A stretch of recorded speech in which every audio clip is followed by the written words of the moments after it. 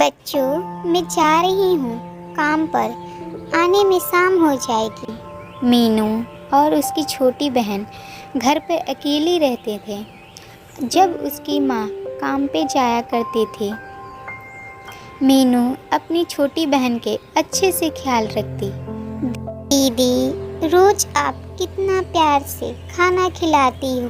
पापा भी मुझे ऐसे ही प्यार से खाना खिलाते थे। दीदी, भगवान ने हमारे साथ ऐसा क्यों किया? चल बातें कम कर, जल्दी से खाना खा ले। दी, आप भी खाना खा लो ना। छोटी अपनी बहन को हाथों से खिलाती है। मीनू चिड़िया ने अपनी छोटी बहन को समझाया और दोनों ने एक दूसरे को खिलाया। दीदी, माँ नहीं आई अभी तक। हाँ छोटी, माँ को आने में रात हो जाएगी, तू सो जा। उधर गौरी चिड़िया कालू कौवे के ढाबे पर काम करती थी। कालू कौवा गौरी चिड़िया का पकौड़ा बहुत फेमस था। जंगल के सारे पक्षी चटकारे लेकर खाते थे। तभी शाम हो जाती है और बचा हुआ पकौड़ा गौरी चिड़िया लेकर घर चली आई। तभी दरवाजे खटखटाने की आवाज़ आती है। दीदी, माँ आ गई। हाँ लाडो, तू आराम कर, मैं दरवाज़ा खोलती हूँ। उसकी माँ अंदर आ जाती हैं। बहुत दिनों के बाद इतना अच्छा व्यंजन खाया था। दोनों बच्चों बहुत खुश हुए।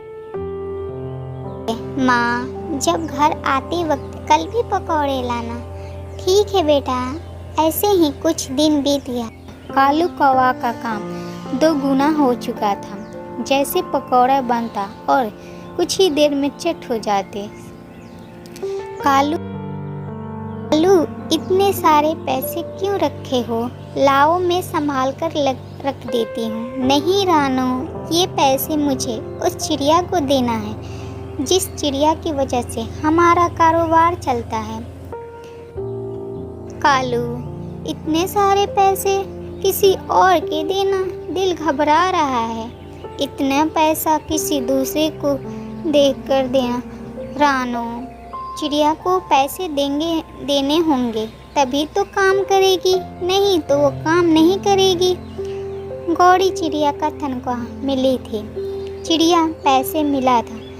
एक बड़ी सी दुकान में जाती है, नए नए कपड़े खरीद के ले जाती है अपने बच्चों के लिए। माँ, मेरे कपड़े बहुत अच्छे हैं। हाँ, मेरा भी जूता बहुत अच्छा है।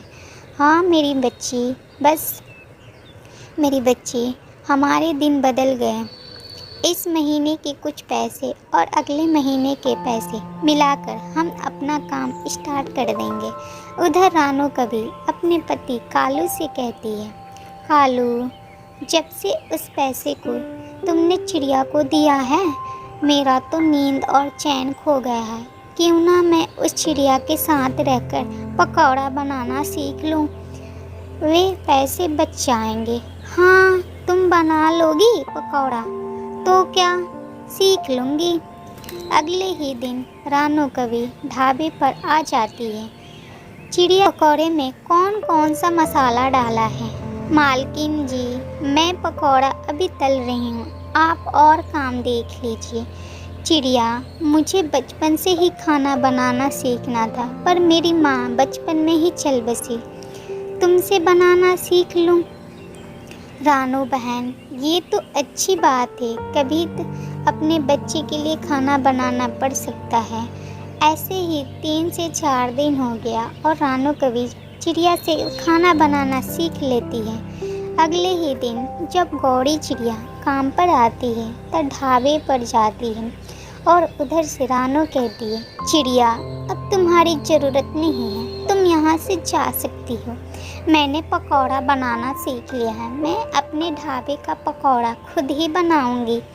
रानो, इतना भी घमंड ना करो, पकौड़ा बनाना हमसे ही तो सीखा है और मुझसे काम से निकाल रही हो।